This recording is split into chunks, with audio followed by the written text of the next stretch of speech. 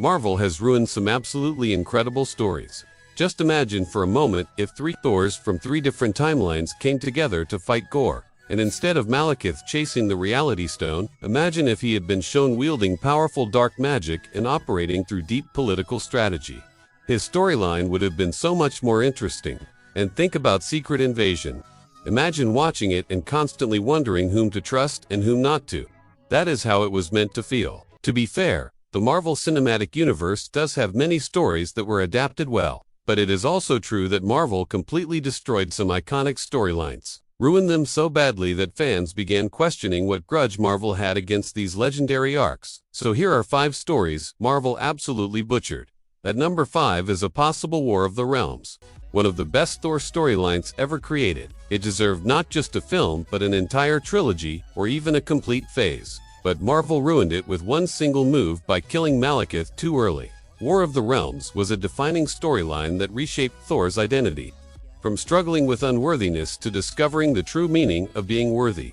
The story ended with Thor mastering both the Odin Force and the God Tempest. But what truly made this storyline S-tier was the political complexity at its core. Malekith's ambition, his multi-layered planning, his conquest of Earth, Thor's war arc, Jane Foster's rise as Mighty Thor, and her sacrifice, and Thor finally understanding what kind of god he really is. Meanwhile, in the MCU, the way Dark Elves and the Nine Realms were handled made every Thor fan want to cry.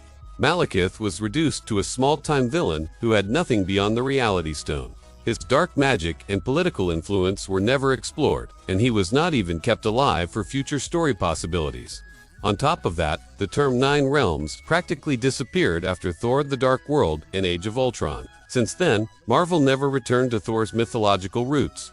Thor's background was handled so poorly that since 2017, not a single storyline has taken him back to his Norse foundation.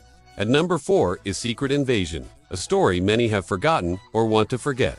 This storyline is supposed to give you trust issues worse than any relationship drama. It forces you to question which hero is real and which one is secretly a Skrull. In the comics, humanity slowly realizes Skrulls have been infiltrating society for years. People we know and trust might all be Skrulls, and then major heroes like Elektra, Hank Pym, and Spider-Woman are revealed as Skrulls. What follows is a massive war between Skrulls, Super Skrulls, and various teams of heroes forming to fight back. The crisis ends with a political twist where Norman Osborn takes advantage of the situation and rises to power, kickstarting the Dark Reign storyline. The comic version was packed with tension, big twists, and shocking reveals. A Skrull infiltrating the Illuminati as Black Bolt, Hank Pym being a Skrull who commits disturbing acts. But instead of adapting any of this, Marvel turned the series into a simple espionage drama. The focus stayed mostly on Gravik's revenge, while the actual essence of Secret Invasion, fear, paranoia, mistrust, was completely missing. There was neither a real secret nor a real invasion. Gravik simply wanted to destroy human society. The series should have shown Skrulls infiltrating humanity, heroes doubting each other, and the feeling that no one can be trusted. Instead, it became a setup platform for another character, and its failure even contributed to the cancellation of Armor Wars. At number 3 is the story Marvel turned into pure comedy, Planet Hulk. Anyone familiar with this storyline knows it begins with heartbreak and grows into an underdog legend. Hulk begins as a slave, becomes a warrior, then a liberator, and ultimately a king. Planet Hulk is one of Hulk's greatest personal stories. He makes his own choices, fights gladiators, forms a team, starts a political revolution, confronts a corrupt empire, and frees an entire planet. What makes it even more emotional is that Hulk was exiled from Earth under the claim that he was too dangerous. And through this story, he proves that belief wrong by saving Sakaar. It is one of Hulk's best character arcs. But Marvel used the key elements from Planet Hulk merely for jokes in Thor Ragnarok. Hulk's intense emotional arc was replaced with childish behavior. The terrifying Red King was replaced with the comedic Grandmaster, and instead of a responsible Hulk, audiences got a materialistic, self-indulgent Hulk. It was one of the most disappointing reinterpretations of a beloved storyline. At number 2 is the Godbomb storyline. Anyone familiar with Thor, God of Thunder, already knows how incredible Gorr the God Butcher is as a character. His motives, scale, and execution are grand. After obtaining the all-black Necrosword, Gorr sets out to eliminate all gods. But he soon realizes killing them individually is too slow, so he captures Shadrach, the god of bombs, and forces him to create an anti-divinity weapon that explodes across the time stream. The blast would wipe out all gods across the entire multiverse, past, present, and future, instantly. Gorr wanted to erase divinity from existence. To stop him, past, present, and future Thors unite. Their battle is massive. Gorr defeats all three Thor. Finally, Thor dives into the core of the Godbomb and absorbs its power. Power meant to kill infinite gods. But Thor survives because he is built differently.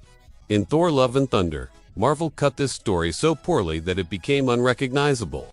Gorr was made weak and forgettable. The movie never created any sense of impending doom. Thor remained unserious. A separate Mighty Thor subplot broke the flow, and the eternity element eliminated any chance of adapting the comic's epic final stand.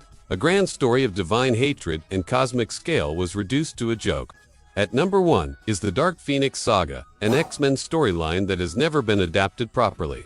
Many fans grew up watching the X-Men universe long before the MCU and later understood how deep these stories actually were. That is when it became clear that studios never knew what to do with Jean Grey, one of the most powerful Omega-level mutants. Looking at the X-Men films, they mostly fall into 3 categories: movies centered on Wolverine, movies centered on Charles and Magneto, and movies where studios attempted but failed to center the story around Jean. They were so unsure about Jean that she never received the justice she deserved. The Dark Phoenix saga, spanning issues 129 to 137 of Uncanny X-Men, delves deep into Jean's identity. It reveals her true nature and the childhood trauma she had suppressed. But when she becomes host to the Phoenix Force, her psychic abilities grow exponentially. Jean loses control. The X-Men struggle to help her while villains aim to exploit her instability. The story is filled with emotional highs and lows, with Jean becoming powerful enough for the Shi'ar Empire to consider destroying an entire solar system to stop her. In the films, Jean is briefly shown as unstable, but the focus quickly shifts back to other characters. Even when the Dark Phoenix film was made, the addition of the Dabari subplot again pulled attention away from Jean. Comic fans know Jean Grey has the potential to deliver a deep and emotional storyline that could give Marvel a darker, more mature edge. Unfortunately, that level of execution has never happened. These were the top 5 storylines, amazing stories that Marvel ruined. The situation today is such that many fans do not even want to hear the name Secret Invasion anymore. Yet there is still room to fix things.